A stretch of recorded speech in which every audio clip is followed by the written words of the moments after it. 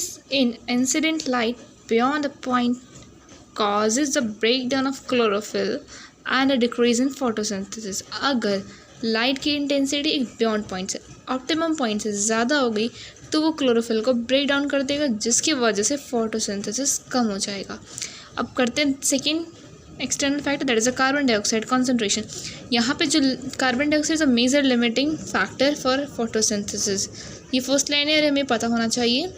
CO2 is very low in the atmosphere. CO2 बहुत ही atmosphere में लो है, जिसका कॉन्सेंट्रेशन 0.03% है, ठीक है ना। 0.03% and 0.04% है। Increase in concentration up to 0.5% can cause increase in CO2 fixation rate.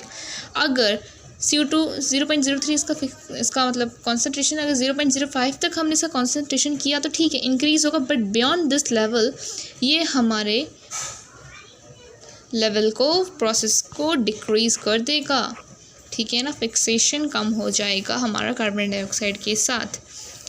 And यहाँ पे थोड़ा डिफरेंस दिया है C4C प्लांट्स का। ये जो पूरी इंटेंसिटी बोल रही हूँ, सॉरी, जो पूरा पैरा ऐसा आप पढ़ लेना, बट इसे एज अ शॉर्टकट मैंने यहाँ पे थोड़ा सा दे दिया छोटू सा।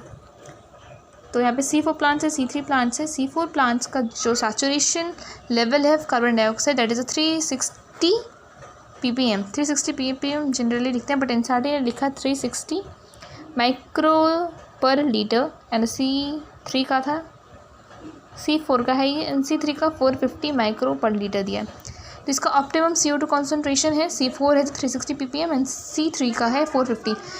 C3 के लिए ऑब्वियस CO2 कॉन्सेंट्रेशन हमें ज़्यादा चाहिए, तो हमें 450 दिया गया, और C4 का 36 कार्बन डाइऑक्साइड कॉन्सेंट्रेशन कम चाहिए, तो हमें कम दिया गया है। ग्रीन हाउस गैस है, तो हम बहुत सारे क्रॉप्स में भी इसे यूज़ करते हैं इस कार्बन का हायर यील्ड्स बढ़ाने के लिए, ठीक है ना। टेम्परेचर डार्क क्रिएशन में enzymatic temperature control compare C4 plant से जो हायर टेम्परेचर को रिस्पॉन्ड करेगा, बट C3 प्लांट कर सकते हैं ऑप्टिमम टेम्परेचर, इससे ज़्यादा उसमें वो प्रोसेस नहीं हो पाती, वो कहीं ना कहीं फोटो रेस्पिरेशन हो जाएगा C3 प्लांट्स में, ठीक है ना।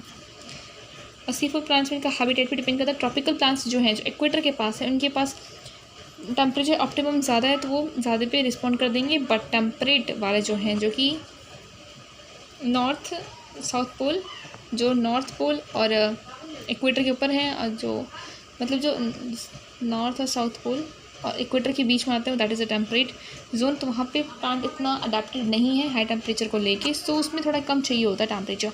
इन वाटर जो है, अगर वाटर की कमी हो गई, वाटर का स्ट्रेस हो गया, तो प्लांट जो है स्टोमेटा क्लोज हो जाएगा, ट्रांसपिरेशन कम हो जाएगा, ठीक है ना। वाटर स्ट्रेस ऑल्सो हमेशा लीव विल्ट यहाँ पे जो है, मतलब जो पत्ते हैं वो थोड़े सिकुड़ जाएंगे, ये होता है यहाँ पे विल्ट का सेंस। मतलब अगर पानी कम है तो वहाँ पे जो है लीव्स विल्ट हो जाएंगी, ठीक है ना।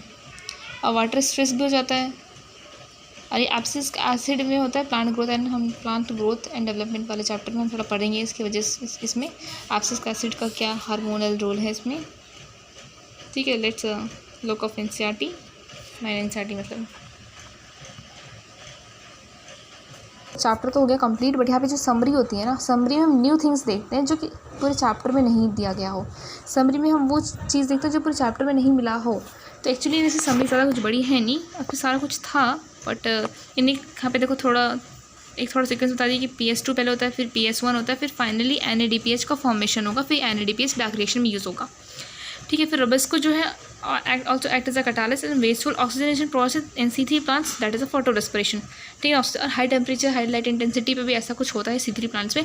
ऐसा नहीं कि C3 प्लांट के में C2 वाली साइकिल चलने लगेगी, फोटो रेस्पिरेशन वाली साइकिल चलने लगेगी, ऐसा नहीं है। C3 साइकिल चलेगी, बट थोड़ा प्रोडक्टिविटी उनका ईल्ड थोड़ा कम हो जाएगा, ठीक है। और हमें जैसे पता है कि फोटोसिंथेसिस जो green parts of the plant बनाते हैं, और लीव्स होते हैं मेनली।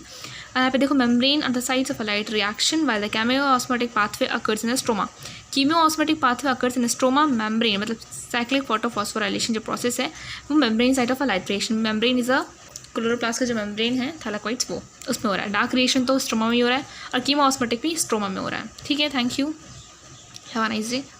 वेट अपने नोट से तो मुझे बताना था ना, सो ज़्यादा नोट्स से मैंने कुछ बनाया नहीं, मैं दिखाई देती हूँ आपको। मतलब अभी मैंने नोट्स बनाया था, फोटो रेस्पिरेशन C2 साइकिल भी बोलते हैं, क्योंकि इसका फर्स्ट प्रोडक्ट होता है फॉस्फोग्लाइकोलेट, ठीक है ना। फॉस्फोग्लाइकोलेट C3 बोल नहीं सकते नहीं, क्योंकि C3 अगर हमने बोल दिया तो कन्फ्यूज हो जाएगा, C3 वो वाला है फिर ये वाला है, हमें C2 में लेते हैं फॉस्फोग्लाइकोलेट। और इसको लिया, ऑक्सीजन लिया, phosphoglycolate 2 more carbon molecule, phosphoglycolate 3 carbon molecule. यहाँ पे 5 कार्बन है, इन दोनों को मिला के 5 कार्बन हो जाते हैं। यहाँ पे there is a neither synthesis of sugar nor the synthesis of ATP and ADPH rather result in release of CO2 with the utilisation of O2। जबकि ऐसा नहीं होना चाहिए ना। अब मैंने आपको सीक्वेंस बताया था, क्लोरोप्लास्ट, प्रोटोजोआ, मिटोकॉन्ड्रिया। CMP मतलब PCM वाले स्टूडेंट्स जो होते हैं, जो इंजीनियरिंग में बैच होते हैं, तो हम इसका पहला वर्ड यूज़ करते हैं उनसे।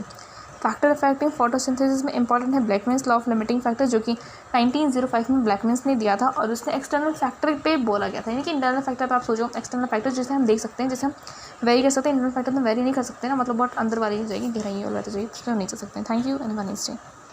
Thank you and have a nice day. Best of luck. आप नीट अपना फर्दर एग्जाम अच्छे से दी, मैं भी अपना अच्छे से दूँ अपना फर्दर एग्जाम, जो मेरा नेक्स्ट अटैम्प्ट है। ये और अटैम्प्ट में अच्छा नहीं गया था, ठीक है। थैंक यू, कोई बात नहीं, बाय।